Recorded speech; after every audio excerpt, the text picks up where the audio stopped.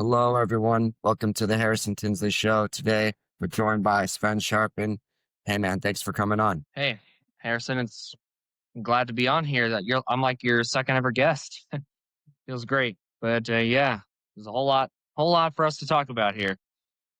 Yeah, there is. I'm stoked. I So think you're going yeah, to have a really good perspective on these things going on, especially living in Colorado and what you've been through and stuff. yeah, there's a whole lot going on here. There's a whole lot I've been through. Why don't we But start by yeah, telling everyone what you've been through, what's your story, how'd you grow up, how'd you become who you are today, and caring about the things you care about and speak out about. well, yeah, it's actually a pretty long story, and I'll try to make it as short and simple as I can. But it's one of those things I've been passionate about for years. So don't mind me if I get too passionate. So But get yeah, passionate. You can go I long. It's all good. yeah, it should be fine. But yeah, I've got a really interesting story. It's a perspective that nobody's ever really had before that I'm now beginning to speak up about. So, I'm Sven Scharpen. Obviously, I was diagnosed with autism at less than 2 years old, and that's led to a whole host of things that's happened to me over the last, you know, almost 20 years of my life. I was diagnosed at the end of 2005 before I turned two. And so the processes I was forced to go through really start there.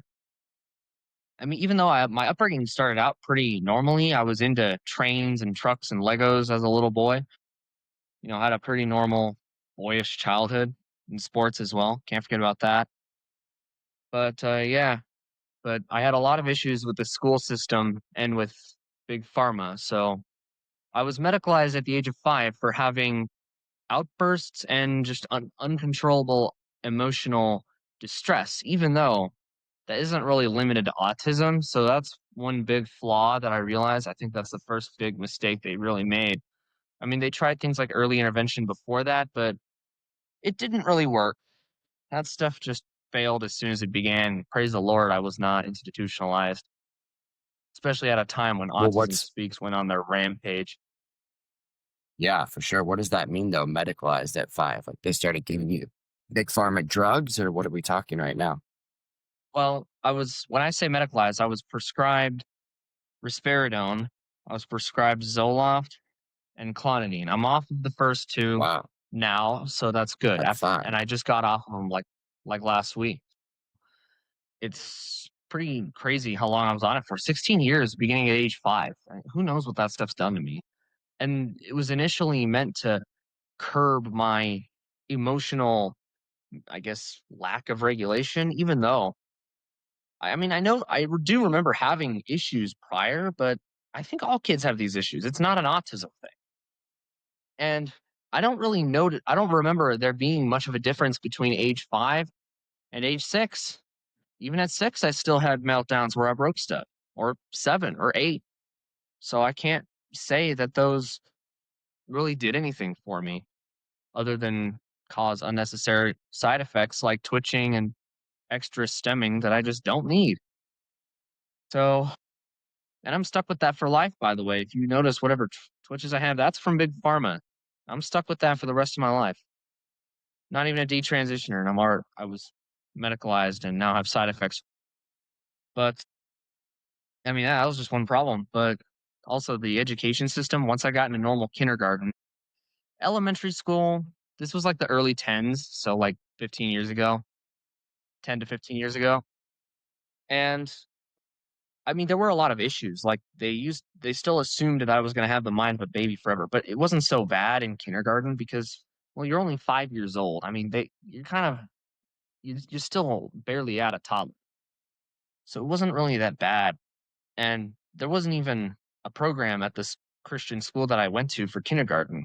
So mom was forced to hire somebody. I don't think they would have let me in if mom didn't have to pay, gosh, probably some crazy amount of money for somebody to be there for me, I guess, even though I didn't really consider it help.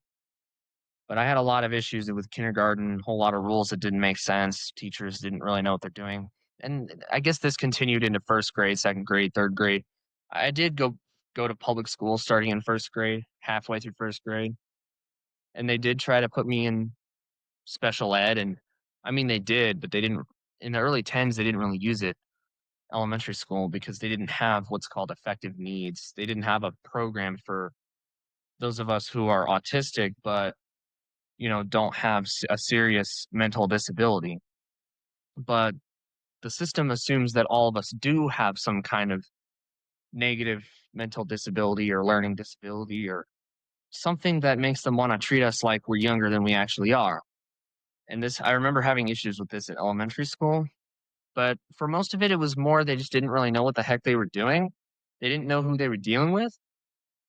So that's really what was going on. So, yeah, it was quite an adventure for one, and it was just getting started once it was all over. And oh boy, was I happy to get out of elementary school. Not that middle school was really any better, it was actually worse. I used to think it was better, but it's really not. Middle school is really where like serious issues began to pop up. Like, first, I was yelled at for getting just for going to the bathroom without the teacher's permission. Not sure if they would have done that to a non autistic kid. Maybe, but they do it to autistic kids more often. Okay, so elementary school was, I mean, it was more they didn't really know what they were doing. They weren't, and they did abuse, but not as bad as the middle school did. I thought getting into middle school would be better, but it's actually been so much worse simply because, well, um, like sixth grade had issues at the start. Like my calculator was stolen by teachers, really social workers. That's who's doing all the stuff, but they're really just abusers who are radical left, part of a communist union. And they also yelled at me for going to the bathroom without their permission, even though nobody. I mean, this was kind of all kids. It wasn't really a autism only issue here, but yeah, I was yelled at for using the bathroom without permission. Well, that one wasn't. That one was kind of all kids, but I don't know if they would have yelled at a non-autistic kid for that. So yeah, That sounds pretty you can crazy. hear me, right? Yeah, can you hear me? Yeah, yeah, I hear Good. you. Outstanding. Yeah. I remember middle school being Yeah. one of the Anyway, I harder was saying, times, yeah, of my life even too. yeah. I mean, it's usually kind of rough for everybody, but for autistics, I mean, makes the non-autistic experience look pretty kind by comparison. Sixth grade was I was only there for like 1 month until I just decided I can't take this anymore. I'm going to be homeschooled for the rest of the school year, and I was. I mean, it was all right. I wasn't abused or anything, but I was kind of lonely. Yeah, and then I went back to seventh grade with like 1/3 school days, and of course, as soon as I get back, they start messing with me, and that's really when the whole s- autism specific stuff really started. Like, there was this one incident, month and a half into seventh grade, where I told a fifth grade teacher that forced the whole fifth grade class to do something that should never have been required to. I mean, I'm not going to read the exact message, but something that wasn't very nice. And instead of just, I mean, they did give me detention and made me write a special, or excuse me, an apology letter to her. But detention wasn't in the main office as much as it was in a very tiny closet-sized room that I wasn't allowed to leave until I Really? finished that apology letter, and they call that detention. I don't know if they would have done that to a non-autistic child. Maybe they would, maybe they wouldn't.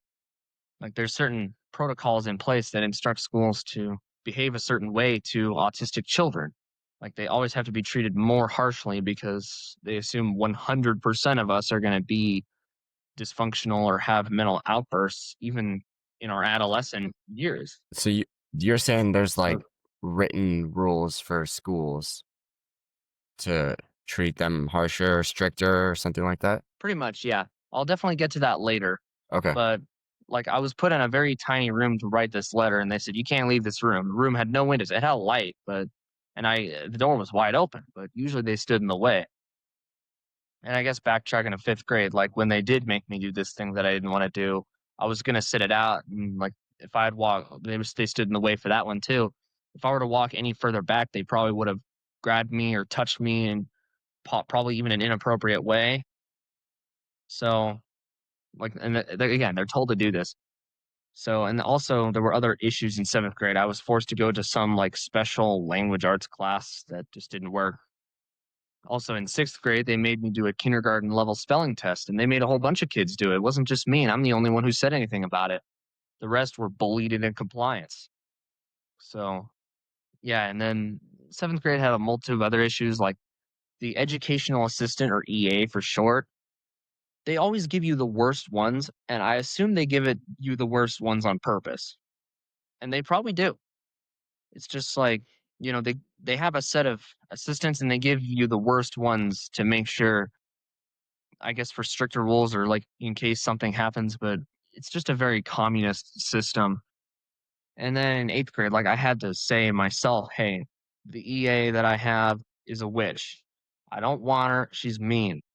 And they did listen to me, but my mom kind of had to force her way in for that one. But I did get a better EA that was a lot nicer. So it Interesting. did help in eighth grade. But yeah, there's like these protocols where you always have to pick the most narcissistic, mean looking people to, and they're very intimidating too. And I they're, mean, again, they're like is told it to, possible that those are like the people that sort of choose that job more so than the school district choosing those people on purpose or something? Like those are the kind of people that apply for that sort of position. yeah, probably. I mean, it's usually some crazy, mean person that get those kinds of jobs. And they're told again to like, if something happens, then like, I mean, honestly, they could probably just touch or do whatever they want to autistic kids whenever they feel they need to. They might be Like they're allowed to told like to do that. physically like assault you, basically, is what you're saying. Pretty much. Like if you're having some kind of, even if it's verbal, like you're still upset about something, they can still like physically abuse you, or, verbal abuse at best.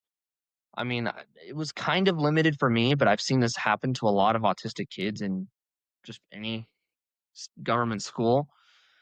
And like it's just nuts what they're doing.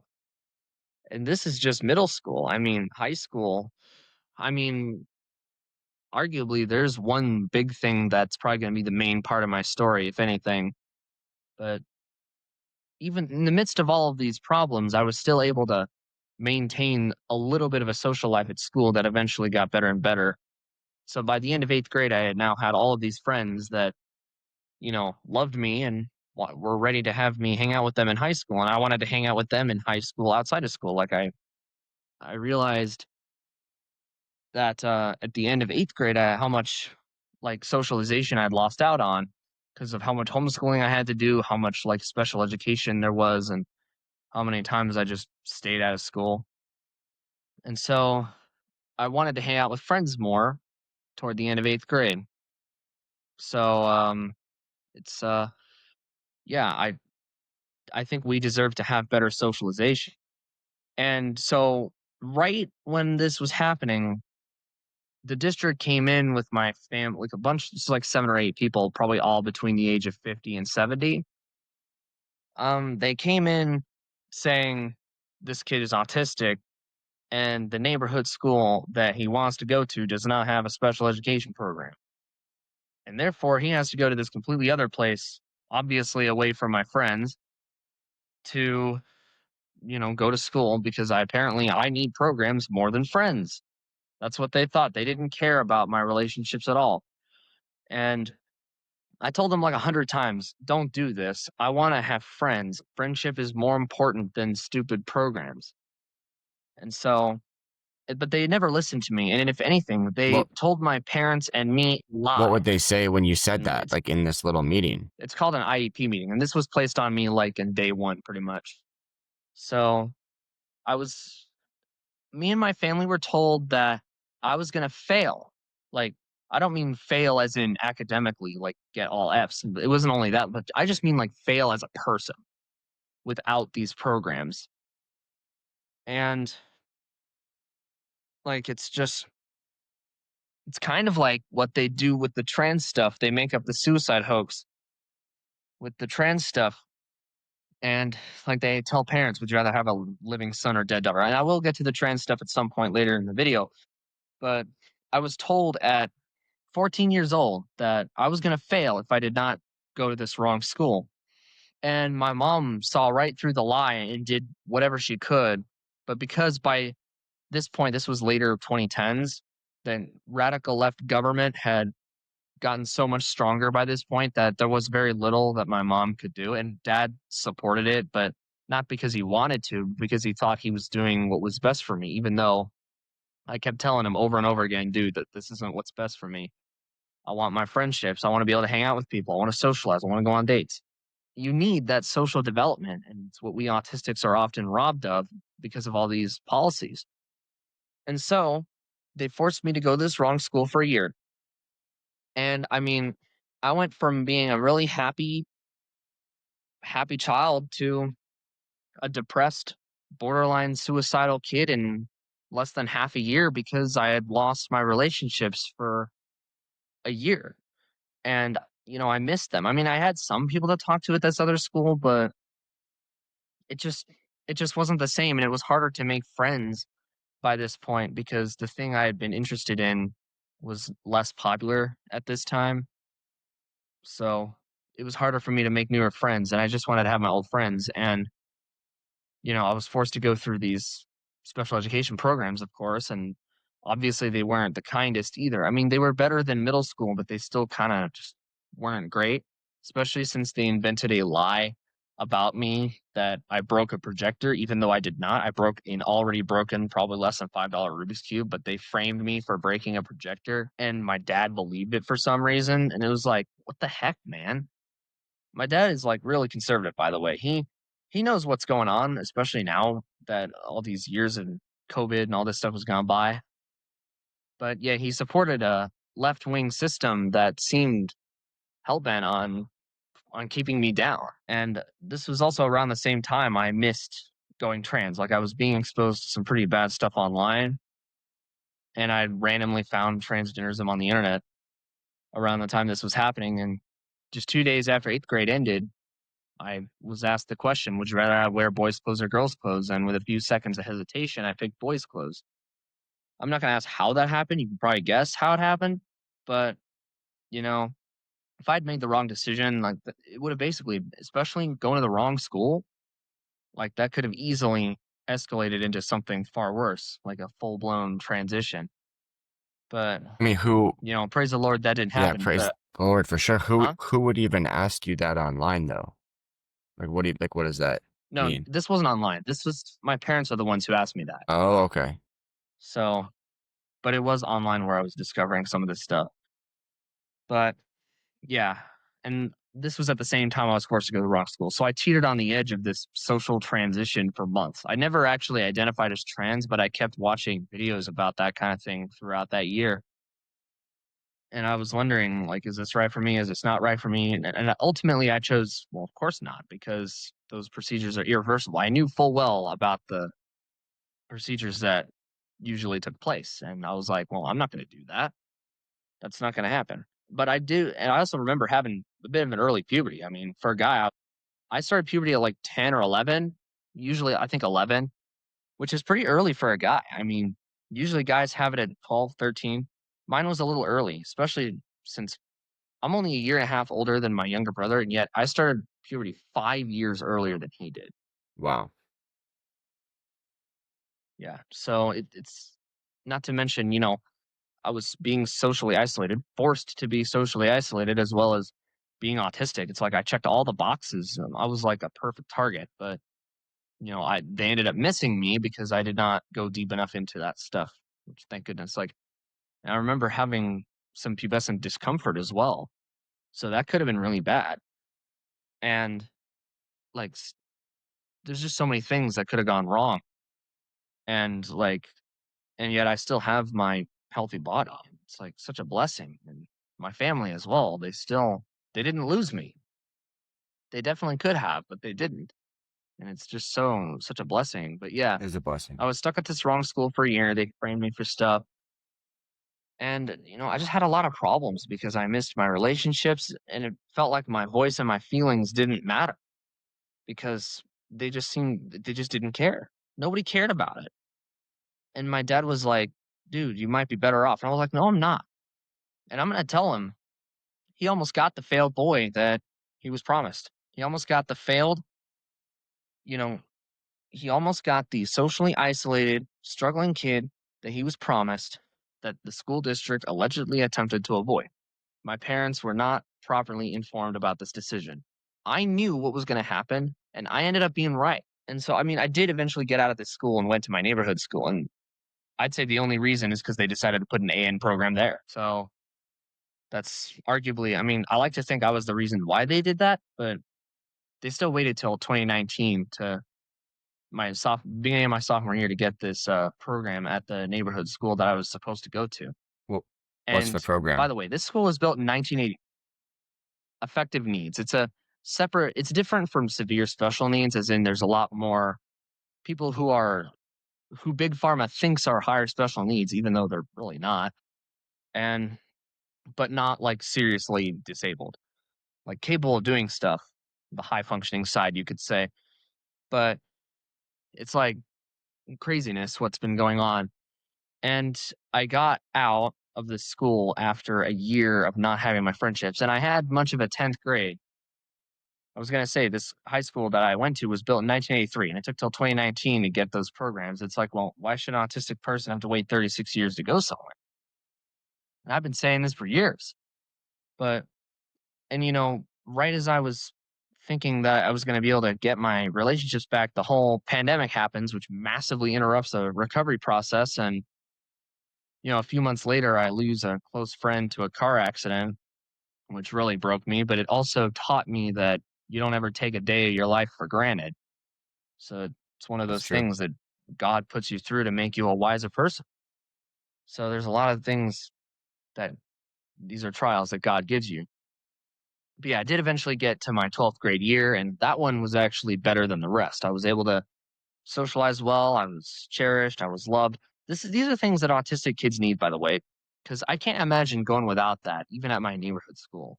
Like again, I'd probably be a detransitioner right now if I hadn't been supported by the classmates around me. But yeah, and then okay, so I graduate and things seem to be going well. I'm trying to figure out a job. Like I pursue like software engineering or web development or whatever, some sort of computer job. And then, 3 years later, and I still haven't been able to do that. And I've kind of just sort of I can't say given up, but I'm really trying to speak for autistics now because not only because of what I went through, that was a pretty long story there, but you know, it was about a year and a half after I graduated, less than 2 years, that I realized I was having a hard time finding non-trans, like straight autistic people online. And I also had this problem in person. I was like, hold on, this can't be right. I swear Like that's only like 10% of the every population. Is it person you met, more likely for autistic? everyone that you met that was autistic was trans, basically, or talked to, or anything like that. Pretty much. I That's mean, not all of them, crazy. they weren't all trans, but they were all like non-straight. They That's all called themselves queer. They were all in on that ideology. And I was like, something's wrong here. This can't be right. I should be able to find at least one. And I found like two out of like 15 people. I was like, this can't be right. So I go online, I look up what's going on, and it was like, oh, autistic people are more likely to be alphabet soup. And then it's like, okay, tell me why. And I don't get an answer to why. So clearly they've got something to hide here. They're hiding it because they don't want you to know why right. autistics. Like it just happened out of nowhere, seemingly. Do you Because think this was not the case before. I remember meeting autistic people prior to COVID, and none of them were gay. so? Do you think this is an intentional thing, or that autistic people are more susceptible to it, or both? It's both. We're not only more susceptible because of what I just described, but we're actually deliberately targeted by this cult. And it's absolutely insane. And I really started to stand up once I found out that transitioners like Chloe Cole and Laura and some of the others that I've been in contact with and even met up in person. They're great, I've met wonderful Chloe in people. person. I know them both well. Yeah, they're amazing people. And what happened to them? I mean, it makes my own story look pretty tame by comparison, but that's actually what I missed just barely. Like, I realize now how close I was. But like, I know the reasons why autistic people struggle because I went through a good bit of it myself. And, it could have been so much worse. But I do remember being yelled at. I do remember being like threatened or made, threatened with physical violence and that sort of thing. And Wait, threat also, why? Why were of you course, why? Why were you being threatened or yelled at? What do you mean? being threatened and yelled at. Well, it's when they think autistic kids are quote unquote misbehaving, which could mean, I don't know, being rowdy or leaving school property for 3 seconds to get your jacket or something like that. I mean, they're kind of paranoid for one. And second, I think they're actually trained to do stuff like that in the event that an autistic person does something that they think is dangerous, even if it's totally normal thing we're doing, like going off campus for 3 seconds, knowing where we're going to get our jacket and knowing we're going to come back. And the school made up a whole hoax. This happened in like first grade, by the way. I threw my jacket over the fence, went out to get it. Next thing you know, the big ugly teacher comes and yells at me. It's like, come on, I just got my jacket. I'm walking back. And apparently, my parents were told I tried to run away. Even though I did not try to run away, I got my jacket. That's another hoax they made up. But yeah, and outside of my own case, I've heard stories of kids that have gotten like sat on by like one. I heard a case of one kid who got sat on by like three grown adults. It's like, what the heck are you doing? And I was told, oh, he was having a panic attack. Well, don't you think that's going to make the panic attack worse? You just traumatized that kid for They life. sat on him to, like, You hold know, him still or something? Like, what does that mean even? I mean, that's what they call it. They call it like sort of control or, but it's really just child abuse because all you're doing is making said panic attack worse. There was another case at the very middle school I went to where an autistic kid was being bullied, colored on, and he got sick of it. So he hits the other kid with a pencil in self defense because, well, it's bad enough to color on any child, let alone an autistic child. But then once he's done, he goes out to the room to voluntarily calm down. And then the next thing you know, a bunch of resource officers show up and he's detained, like taken to the police car and taken away just because he committed the crime of defending himself from a non autistic student. Do you know if these situations with the autistic kids at schools go beyond Colorado? Like, do you hear these cases in all the states? I hear this everywhere. It happens all over the country. And I think it happens all over the world. Like, I've heard cases coming out of like, New York or Illinois or, uh, I mean, I'm not sure of any specific because nobody ever talks about these stories. That's what I want to raise awareness for is to actually get these kinds of stories out. Like not just my own, but Let's if autistic kids were abused in school, they should be heard. They should be allowed to have their stories told. absolutely. And that's actually what I'm here for now is to begin telling stories of not just myself about what happened to me with being forced to go to the wrong school, really just for being autistic, but for other autistic kids who may have been physically or verbally harmed by teachers or social workers. Like I've heard stories. There's one that came out of California where an autistic child, this was like 10 years ago, but I'm sure it still happens today. You're often locked in a small room with no windows, and he was stuck in there for hours. And I don't think enough accountability was held for that. Closer to home in Colorado, there was a kid who was hit like this by a big fat social worker. Honestly, they're not social workers. They're child abusers. They're molesters. I'm going to call them that from now on. Social workers is just the fake name they go under. But I mean, the kid was not verbal, but I'm sure it happens to most autistic kids. And 75% of us are like me. We can talk, we can do anything. We're perfectly capable of living the life that you guys live. But society doesn't think that. And that's kind of what I was going to get to next is we're assumed to be dysfunctional. We're assumed to be nonverbal. We're assumed to be unpotty trained. We're assumed to be like it's totally malpractice. We're just assumed to be all these things that we're not. And we're treated based on that.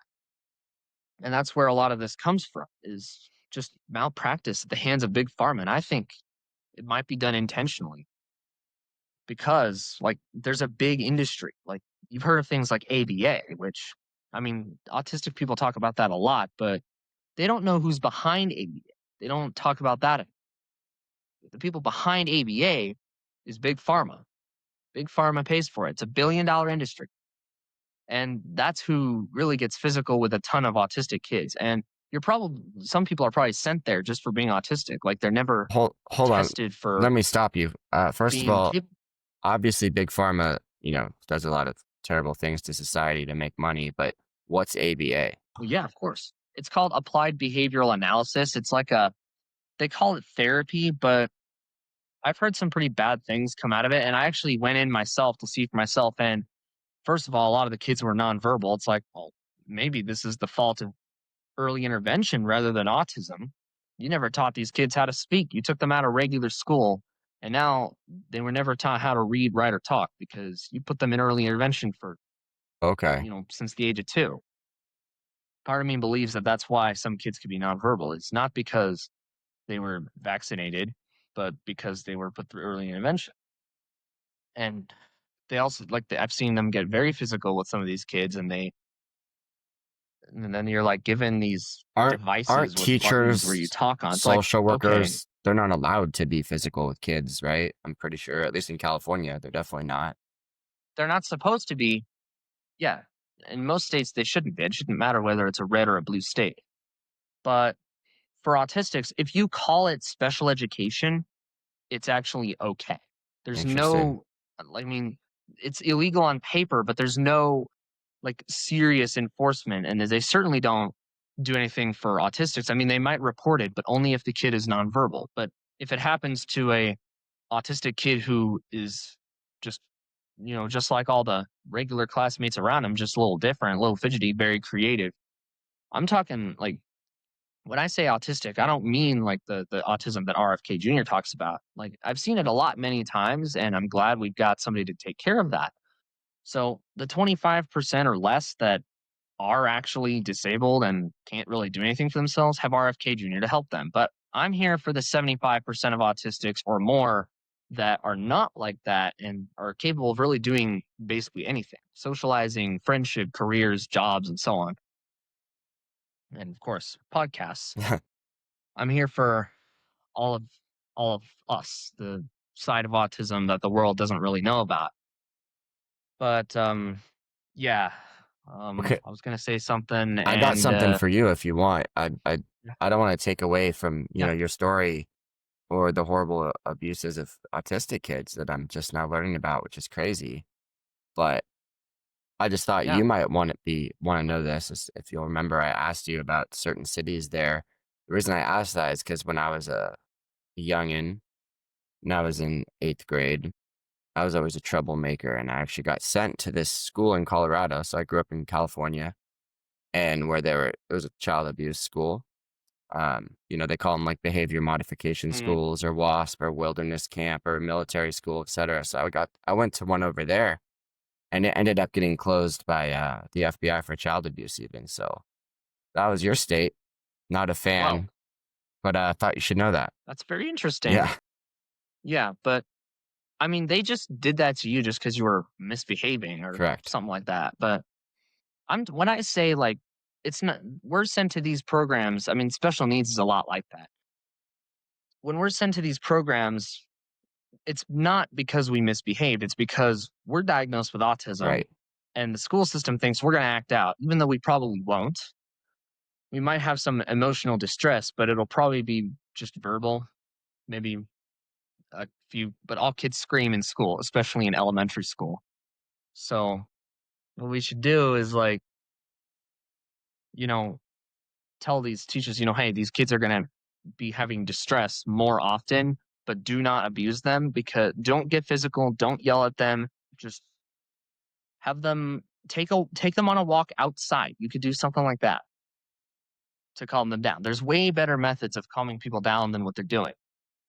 But I mean, seriously, and we're putting these programs not only because like these programs are segregated for one, and I've seen cases of like a de facto social credit system where there's like a leveling system where one is you're stuck in the room every second of the school day, whereas 4 or 5 or usually some number from 1 to 5 or 1 to 4.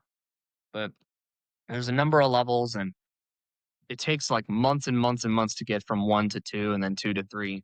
But the tiniest mistake, even as little as speaking out against your crazy social workers instantly kicks you down to level 1. It's like designed to on intentionally take years to get out of because it's a billion-dollar industry. Schools get more funding if they Hmm. put more of these kids in special needs programs. Okay. They put more of these kids on IEP.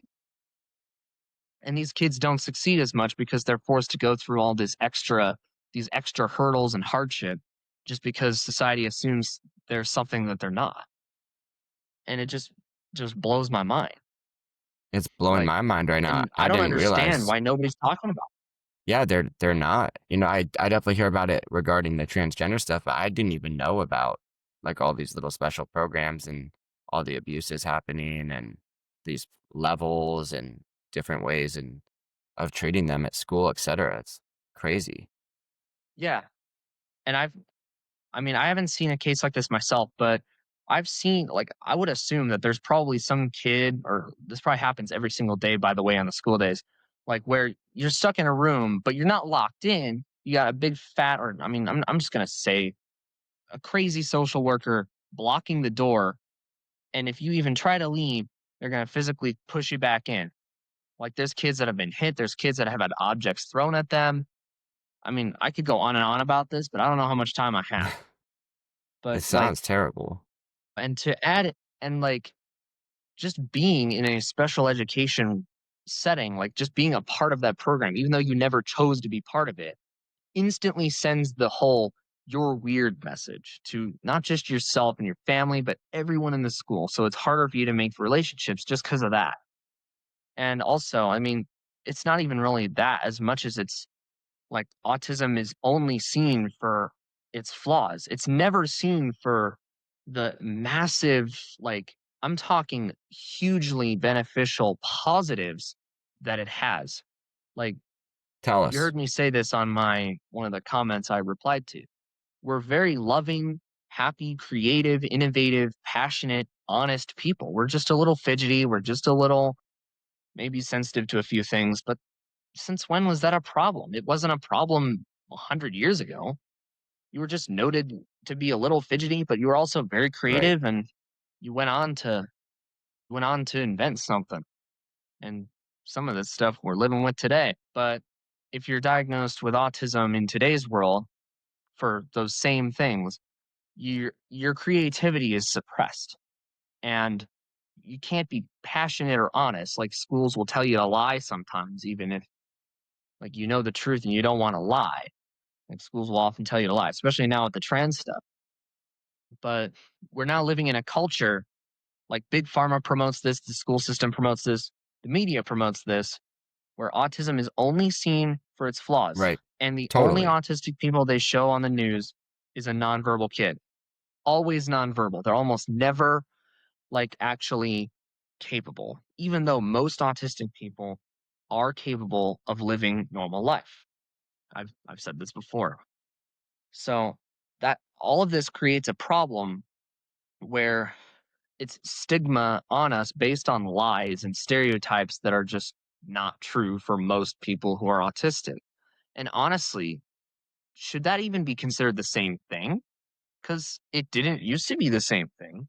It was Asperger's, which is separate, and only in 2013 did they merge it, which is probably going to go down in history as one of the biggest mistakes in medical history. And so, yeah, like again, all of these reasons are why it's hard for us to make friends. It's hard for us to socialize. It's hard for us to really just do the things that people do. And then, when you graduate, you're just thrown into the real world without any real experience or socialization, like because years of your childhood development is gone, Right. especially in my case. Like, I basically lived through COVID twice because that first year was about the same length as the lockdowns at the wrong school where it was really hard. Like it was social separation, almost like COVID. So I had years of my childhood development stolen. I mean, I may not have any physical scars from like trans stuff, but the scars of losing years of my childhood are going to bear for a long time.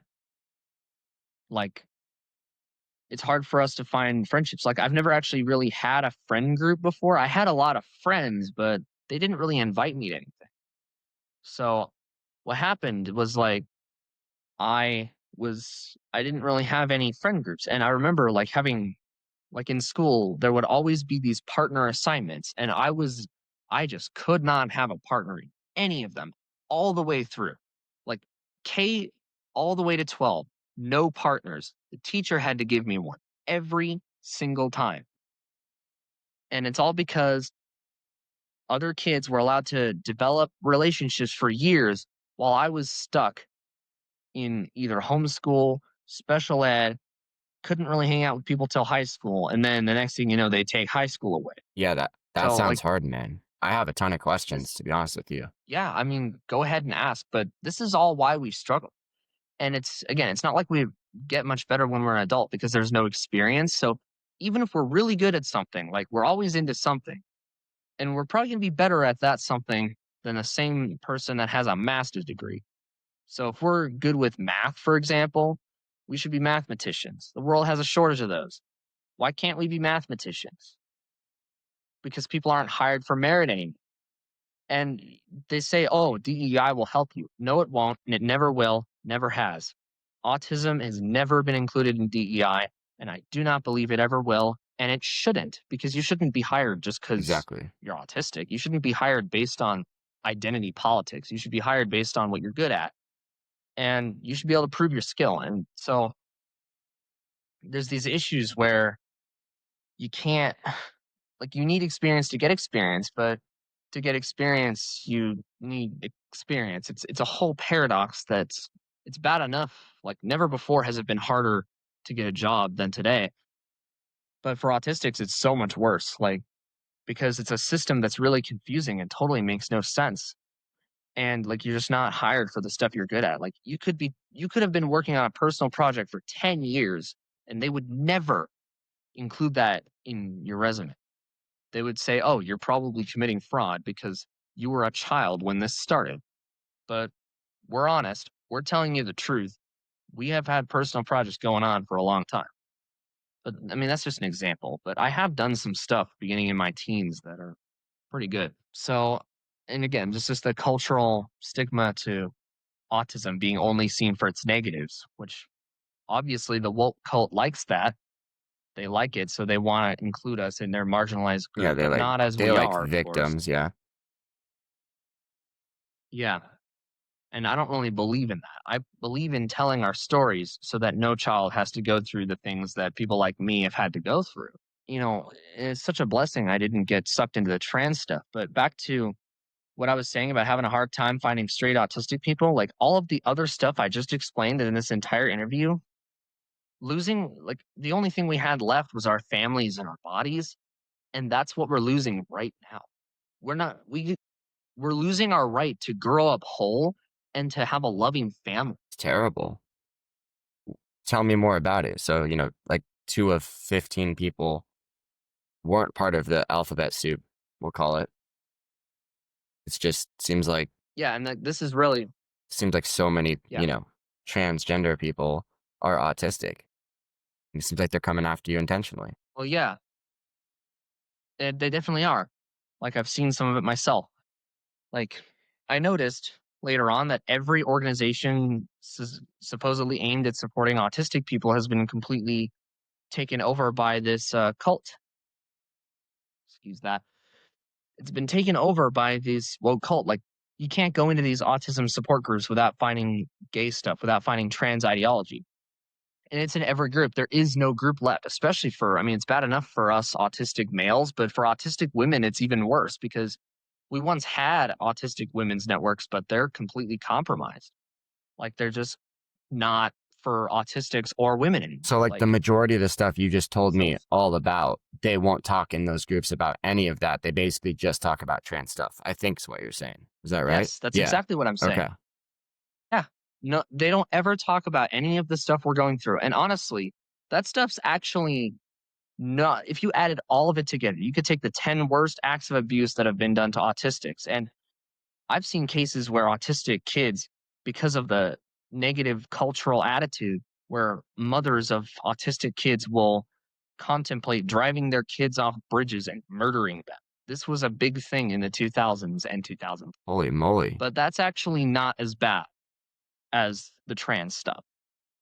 Because, like, if you took the 10 worst acts of abuse that have ever been done to an autistic person, most of the stuff I've talked about here, add them all together, would not have done near the destruction that the trans ideology has done. Yep. Because I'd say about 40%, like, I mean, 2 out of every 5 autistic people you meet are gonna be trans alone, not to mention all the other letters Right. in that suit. 40%, and Insane. by far most of them will medicalize.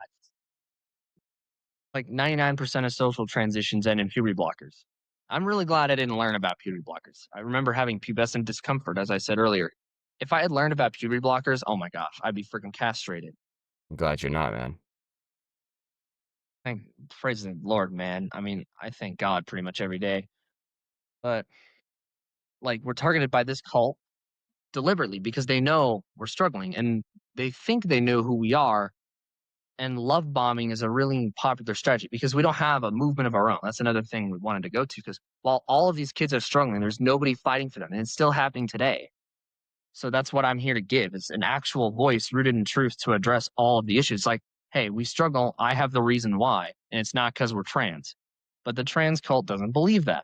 So they're just gonna go after autistic kids because we're desperate to fit in. We're desperate for friendship. We're desperate for community and we're desperate for hope. And we're desperate for a voice. And yet they say, oh, the only way you can have that is to go through a trans procedure.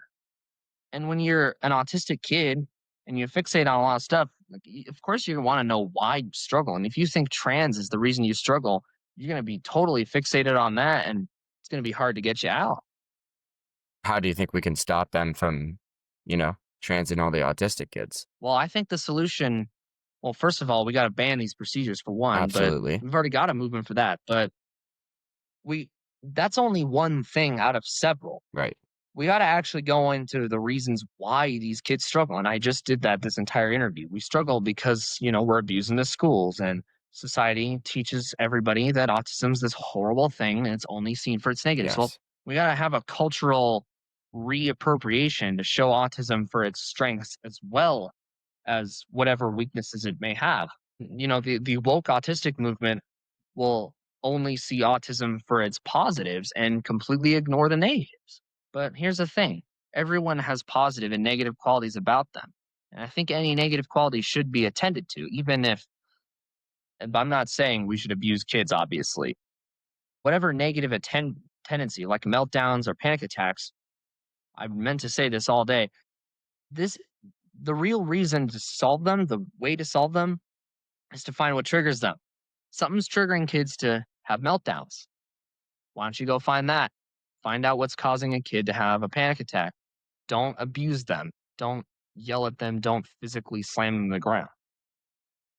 But we should address both the positives and the negatives. Mitigate the negatives, and I also think some of those can be caused by the environment, like some of the I guess the sensory stuff and maybe the distaste for a few things that could be environmental and definitely some of the twitches and stemming. But the positive stuff about it, I think, is a lot more genetic, like the creativity, the passion, the honesty, the the innovation, and just we're just very loving people for one, like anyone else.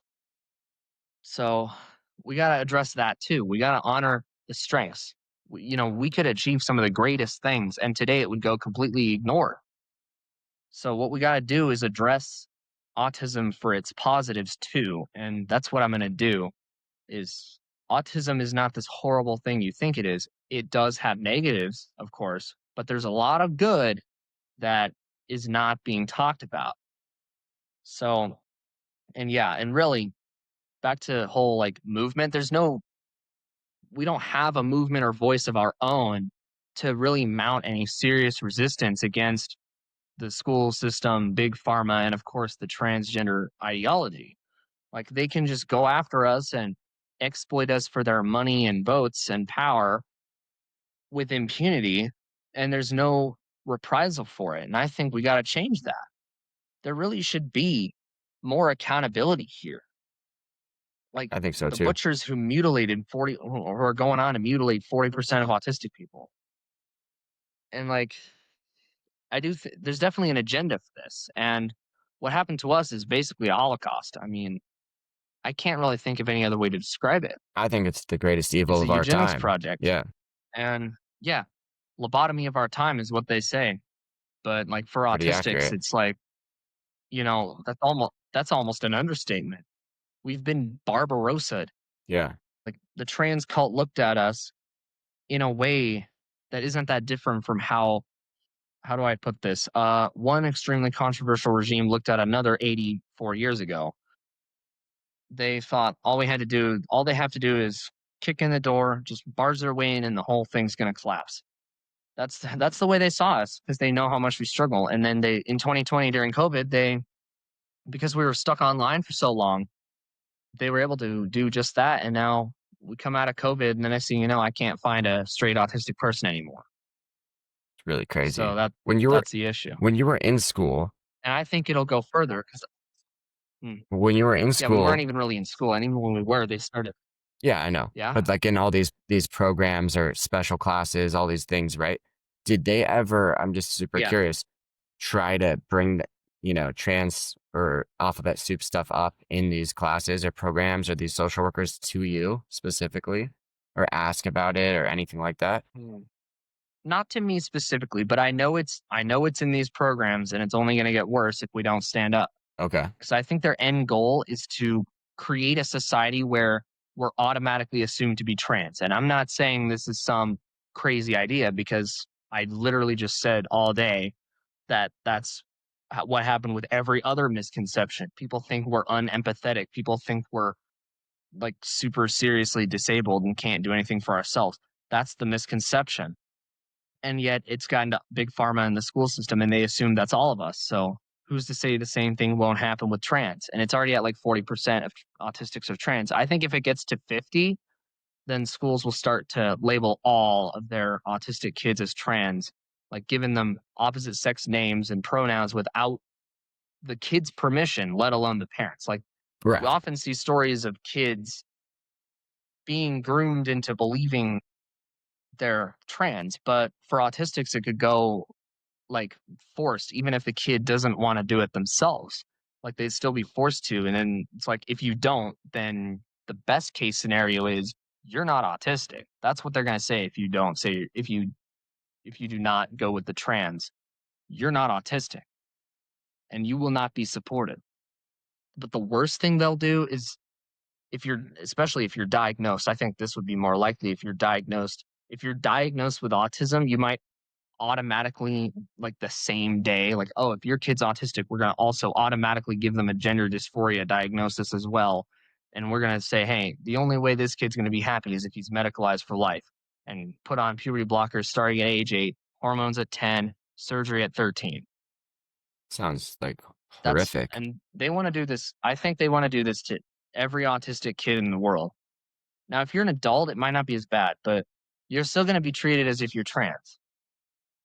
Like I don't want to go out into the world and then the next thing you know, people are treating me like a woman just because like go to the grocery store or go to, I don't know, shopping somewhere. And then the people who are there, if they know that I'm autistic, will be like, oh, here's the women's section, even though I'm a man. Yeah, it's just crazy. That's what we're gonna start seeing if this continues. That's if we can't seriously mount a resistance against this, I feel a good resistance which momentum pushing back against the gender stuff, which includes, yeah, obviously autistic people. So well it does. Like autistic detransitioners already have that, but it's a detransitioners movement. But what about those of us who are autistic, who are targeted, and those of us who have been abused by the system that don't have a voice? Well, I'm trying to give a voice to exactly those people, not just to detransitioners, but to all autistic people who are capable of living the lives that God created us to live. right. I mean, I think that's wonderful. And ultimately, I think one of Got to do yeah, it. We got to and do it. that's why I want to start a movement similar to detransitioners. For like, that's why I'm on these podcasts in the first place, is so I can alert the world about all of this and create a movement similar. In fact, I'm planning on hosting an event for Autism Awareness Day, which is the 2nd of April, so next year in Denver. So anyone who's autistic and wants to tell their story is invited to that event. I mean, it's just an idea as of now, but I'd really like to get it set up. Yeah, you should set it up for sure, man. That's a good idea.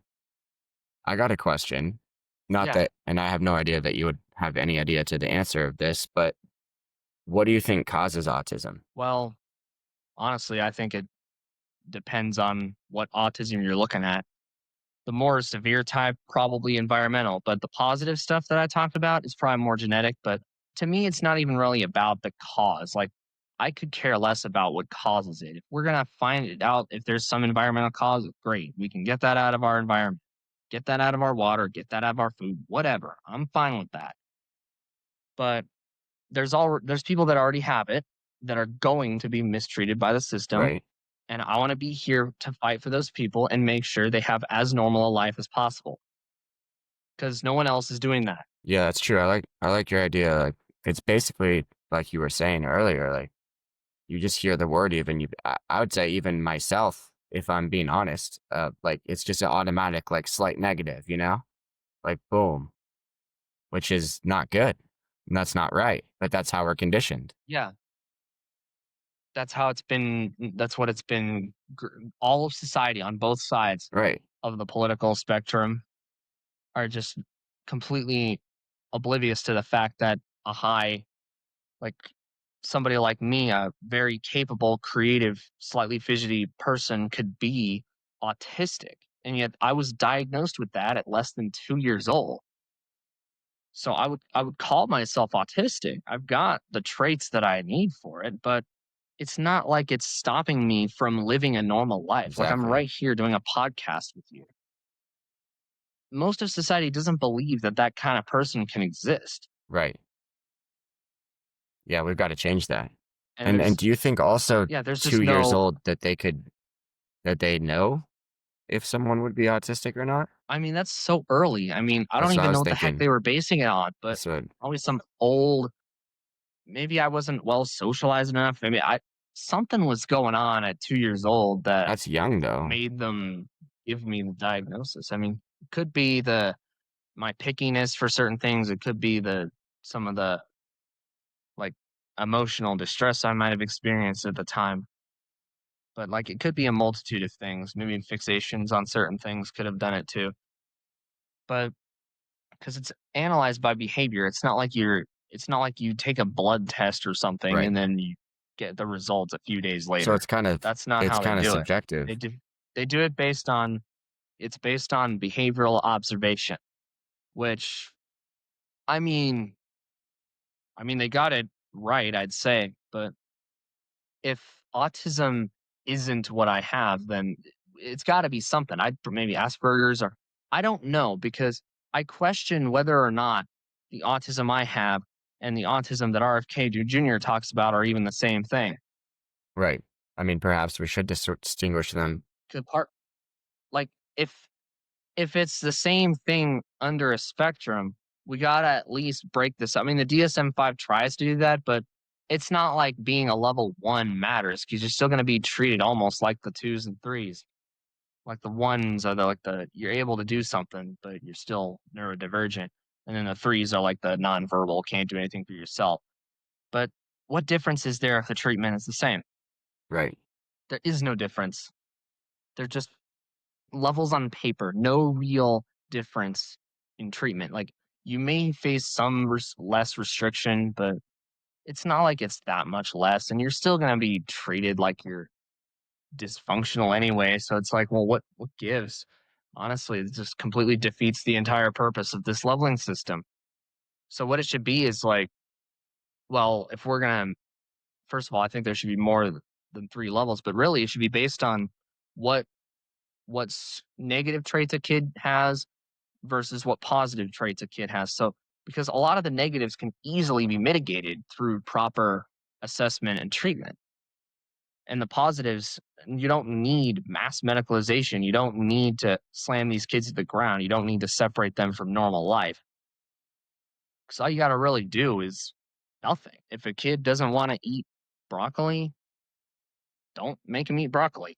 It's that simple.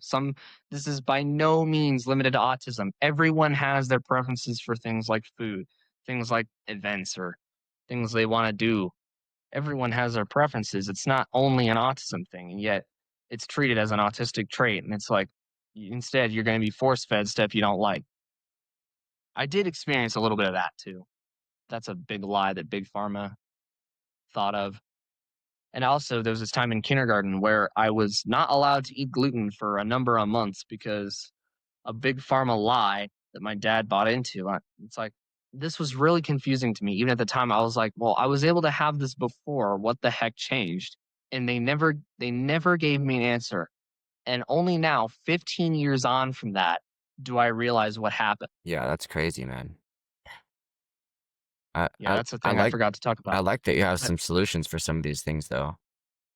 I think it'd be great to, I have there's all of these problems, and one of the things that just everyone is forgetting to come up with is a logical solution to all of this. And woke movements, the solution is we get more rights because we're oppressed, and you're going to pay the price for it. We deserve reparations. That's not what I absolutely despise the idea of that, because you're basically inverting discrimination. You should not invert it. You should ending it doesn't mean flipping it over. What you should do is figure out what the problem is and don't ask for any crazy reparation other than to just have this practice banned and have society only see you for what you're good at. And if there's anything bad that could negatively, like seriously negatively hurt somebody, find out what's causing it and go fix it. You don't need to be a doctor to know this. Okay. So we're gonna, give autism a voice, not look down on it negatively automatically, look at the positives.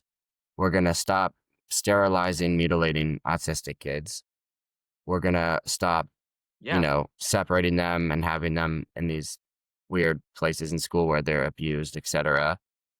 And And we're certainly not going to force them to go to the wrong school based on programs. What we need to do is end the mandate on these programs because they're mandated and only a select few public schools have them. Like you definitely can't go to private school, can't go to Christian school, can't go to charter school because the districts won't let you. Can't even go to all public schools because you're only allowed the places that have programs. So if you have, if you're on the side of the spectrum where I'm on, where there's like no support and only two schools today, used to be one, still two schools in a district with 16 high schools. I mean, there's like nothing for you to do. So that's why we need to be able to raise awareness about all of this and fix it. But I was going to continue by saying, arguably, one of the biggest things autistic people struggle with is like our own attitude toward all of this because we're made to tolerate it. We're made to say it like we're made to comply with it all, and that if we don't, then we're bad people. And then the woke autistic movement tells you that you don't have to comply with it, but you also can't believe in things like conservative ideology, excuse me, conservative way of life and the Christian faith, of course. So I think lack of faith and just the indoctrination that the existing autistic movement is under is one of the biggest things holding us back. Is there's no movement for conservative autistic people. So if you're a conservative autistic people, you're like the loneliest person in the world because you're the least common person in your own group. And we're seeing people on both sides now think that autistic people can't be conservative or Christian. And as somebody who's loved Jesus his whole life, that's kind of an insult. yeah, you should obviously be able to be free to believe in whatever you want. I think that's crazy, but perhaps it's because they're going through these special programs with these educators and social workers that happen to be super left wing by their side all the time. I don't know though. Well, yeah. It just seems Yeah. And like when it comes to these special needs programs, at least that's what they go under, they're really just abuse. It's just child abuse disguised as special education. There's a lot of indoctrination that takes place in these, especially nowadays with the trans stuff. Like you see it in special education rooms these days where kids are taught that they basically have to be trans in order to be happy. horrible. It's got to stop. And yeah, like we got to put an end to this all. And the solution isn't like obviously we got to ban the procedures, Yeah. but we got to address why people are thinking they're trans. We got to address what's pushing people to identify as trans. Well, I have the answer and I just gave it to you. And we need to have a voice and a movement of our own. I mean, I've said this a lot, but that's just the gist of it. We got to do that. And like one of the biggest things I'm going to advocate for is faith. We should be allowed to have a loving God that we can turn to, because I think arguably that on its own is what prevented me from going trans at 14. It's because I still had that faith in me, even though it was not as much as it is today. I still had that faith in me that was telling me, keep going, you're gonna make it out. Like, because like when I was struggling, like whenever I struggle, I always call on God. I always pray. I always, you know, pray for the best and pray for things to get better. And prayer is a big weapon. And it's a big tool to use. Uh, Just love that. just having that faith is what's made me is what stopped me from going trans. It's incredible. And it worked. Like, you know, Lord was with me the whole time. The one being that never abandoned me was the heavenly creator himself that made me in his image. But one of the biggest messages I'm going to say to people who are autistic and think that they're like, there's another thing that big pharma does. We're told we're wrong and we're told that we're worthless and we're just treated as such. And like when you're treated the way that I've been describing this whole interview, of course, like it's going to make you think you're worthless. It's going to make you think you were born wrong. So of course you're going to be even more vulnerable to the trans cult than you already are, because it's like, oh, the reason you struggle is because you're actually the other gender. Even though the real reason is because we were created a certain way and society isn't loving us for that. Society is completely rejecting us. Like I compared this to abortion like a couple of weeks ago. It's like society lets you live, but it won't let you do anything. What do you mean? Explain that more. Yeah, so like you're allowed to be born, of course. You're not actually aborted. Okay. But society just shoves you so far aside that it's almost like you don't exist. It's almost like you not being there as if the world wouldn't be any different, even though in reality it really would be, because we've done a lot to the world that we're forgetting. Like there's some historical figures that today would have probably been diagnosed with autism, and they were known for their strengths, not whatever few weaknesses they then had. Like you can still be autistic and have less of the negatives that today can be caused by vaccines and horrible poisons and all up in our food and water supply. Those people were known for their strengths. And I'd say like I have way more good in me than bad. Like whatever negative traits I have can easily be brushed off. You've probably seen me twitch or itch something, but that's nothing. Everybody does No, that. I actually love your optimism. Non-autistic people do that. I like your optimism a lot and your faith and knowing that Yeah, the transgenderism's crazy. I mean, I see nothing but good in you. I don't see how anyone would view you as exactly. any differently than just me or whoever. Doesn't make any sense. Yeah, and yet Yet they tried the to school your system whole and big life. pharma saw Yep. me. Yeah, and only now am I like I know I am much worthy. I know I'm worthy. But ultimately I need to be able to have that human right. And for autistics, really, just to be able to grow up loved and whole and with loving families, and arguably with things like friend groups, to be able to socialize, to be able to hang out with friends once a week. I mean, most people can remember having some kind of friend group as a kid. I've never really I had do that. for If sure. I hang out with So friends, it was one of my siblings' friends. It was never my friends until late high school. Like it took me till like age 17 to visit my own friends' houses. yeah, that's crazy. 17. That And doesn't it's all because seem right. of the stuff I've been talking about. And of course now, like we're already seeing the start of it, autism's becoming perceived as trans and woke. And I said before, if that happens, like society's gonna treat us all like we're like that, and it'd be like impossible to grow up whole or with your family. And that's what I want to stop. We got to stop it. And I'm hopefully with the pressure against them, can have we actually avoid we might have actually avoided that already, but we got to make sure of it. And honestly, I don't think this culture war can be won without us in the fight, because the one of the things keeping this trans ideology and just leftism as a whole going is continuing to go after autistic people and making money off of us because they make billions of dollars off of exploiting us for like mutilating us, abusing us, all of these industries they created, like huge industries, empires, and They were just a giving you massive drugs system of since you were 5, billions apparently. of dollars. I didn't even know they gave 5-year-olds drugs. Yeah, So, they do give 5-year-olds drugs. And like that's really what's keeping them going, as well as the massive amount of funding they get from, the 10% of insane people that have 90% of the money.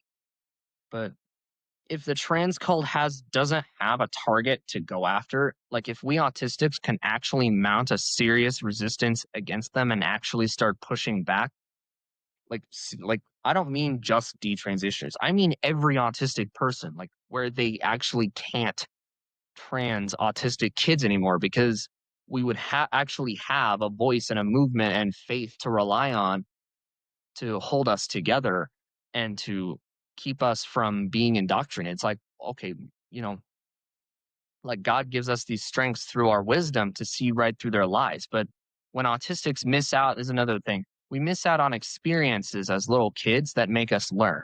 If you're stuck in a special ed room all the time, you don't learn through those experiences till much, much later. And it's really having a marked effect. Like, so having more experiences like going out as a kid and then having something happen, like you crash your bike or something, right. hit your head, Normal break an arm or boy something. growing up It's like, stuff. well, shoot. Yeah, it's like, shoot, I'm not doing that anymore. That's how kids learn this stuff. I mean, this is kind of a big issue facing the young generation as a whole. Autistics are really facing the serious brunt of all of this because we can't have those experiences because we don't even have friend groups. And don't even get me started on dating. Dating for us is almost impossible, Yeah, I would imagine at least as a straight that'd be guy. hard, yeah. Well, okay, so when you were growing up then, like, were you 'cause you mentioned sports a long time ago in the interview, but did you get were you even, allowed to play on, like, the high school football team or baseball team, wrestling team, or anything like that? Did you ever go snowboarding? Well, Like I kind of lost interest in sports when I started playing things like Minecraft. So when this online stuff, I did still go outside sometimes, but I mean, I played sports with my like sports at home with my brother, but I never actually joined any after school clubs for the sake of losing out on. I didn't want to lose out on free time. But I'd imagine that there are like schools and stuff that have prevented autistic kids from being able to participate in sports like football or basketball, or they prevented autistic girls from being cheerleaders and stuff like that. Even though like if football is your special interest, you could win the finals. right. Or, if you're a girl and cheerleading, like you'd be the best cheerleader on the squad. You'd be the one in charge of everything. So that's I mean, that honestly might be one of the fears is because 'cause we're so good at stuff, we're better at what we're interested in than somebody with a master's degree, and what I think the crazy universities and government officials are afraid of is us replacing them in their positions, and honestly, they would deserve something. Well, they have a lot of corruption and There might be a they've done a reason. lot of bad, so There's a lot of corruption. yeah. Hmm. Okay. But, like, we should be able to date a lot easier. We shouldn't be like, it's for the same reasons I've talked about why it's hard for us to make friends.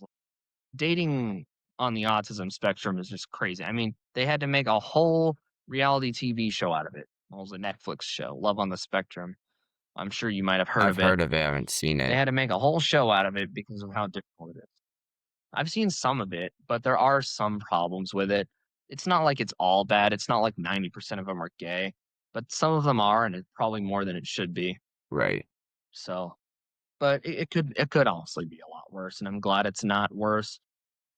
But yeah, I just think we just deserve so much better because we have so much to offer the world, as I've said. Yeah, I think Like they're just taking it we away could from be the you ones to from a young age. They start it so that you can't develop in the ways that you need to be able to have these friend groups or girlfriends or football team or whatever things, right?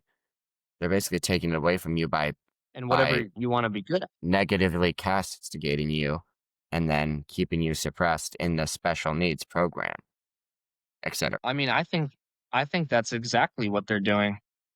That's horrible. because I mean, they're either really stupid and don't know what the heck they're doing, or they must not want us to achieve our goals because we've got stuff we want to do. Like, you know, Elon Musk is good with his rockets, but he wasn't diagnosed at 2. Yeah, If he had been diagnosed at 2, we wouldn't have Tesla. We right. wouldn't have SpaceX. If Abraham Lincoln had been diagnosed at 2 years old and grew up in today's world, we'd still have slavery. Or if Thomas Jefferson had been people think he was I'm talking about figures that people thought of as autistic. Like if Thomas Jefferson grew up in today's world and was diagnosed with autism, we wouldn't even have a country. There'd be no Declaration of Independence. And last one, well, actually, last two, Einstein, we wouldn't have relativity. If he were diagnosed, and he actually did have trouble with the schools, but there was no big pharma to medicalize his genius away. So he invented relativity, and now we have all the E equals MC squared and all that fun stuff. And then finally, Alan Turing. I hear he might have been on the spectrum as well. If Alan Turing had been diagnosed and treated with the stuff I described, the Nazi Enigma code will have never been broken, Wow. and it would have been harder for the Allies to win that war. Okay. Then I think we've got a pretty good summary of everything going on and the things that need to be fixed, Yeah. some solutions on how they're going to be fixed or can be fixed as long as we do something about it, including, of course, especially you. Give me like your final wrap up, closing thoughts, words of advice, what we needed to do, what you're going to do, how, autism should be treated or looked at, etc. Yeah. Well, first of all, I'm going to say to any autistic person watching this, like if you're being abused, if you're being held down by a system, if people are telling you the only way to be happy is to be trans, like just do not follow in with that stuff because I'm here to fight for you. I will fight for you. I will be your voice. I will make sure you will live as normal a life as possible. And I will make sure that you are loved just the way God created you because you are loved just the way God created you. And you must have the right to grow up with your body intact, to have a friend group, to be able to innovate and be creative, be honest, and just all of the gifts that God gave us, you should be allowed to actually use them and have like fitting careers and stuff. And like just do the best you can. Don't give up. Speak out if you need to, like I'm doing. And we're going to have Autism Awareness Day on April 2nd, 2026 in Denver. So feel free to come to that if you're on the spectrum and have a story to tell, because there's probably tons of stories like mine, probably even worse, that need to be heard so that we can actually address all of the stuff going on and just make the world a better place, not just for ourselves, but for everybody else around us. Like we have a right to do all of that. We just deserve to be a part of this great Western civilization.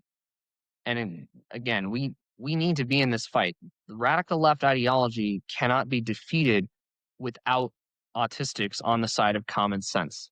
I'm a firm believer in that because we're the one their exploitation of us is one of the things driving their ideology, and we're talking about millions of people here being indoctrinated. So do not buy into their lies. I will fight for all of you, and I will make sure you guys have a movement and a community of your own that is rooted in truth and one movement under God, and we will be loved just the way we were made, and we will make sure that we get to live the lives that God made us to live. That's That's what I'm here for. that's awesome, man. You've got a great warrior spirit, and I'm sure a lot of autistic people really appreciate that. I know I appreciate that in you, and thank you for coming on. Yeah, it's an honor. I mean, it's great to be a part of this new show. And if I ever decide to come back on here, and hopefully it'll be a lot better internet wise. Yeah. That was a little brutal, but that's all right. I appreciate your All time, right. man. Well, yeah, it was great being on you. It was really good talking to you, and I hope we can meet up in person one day. Sounds good. Thank you. All right. God bless you.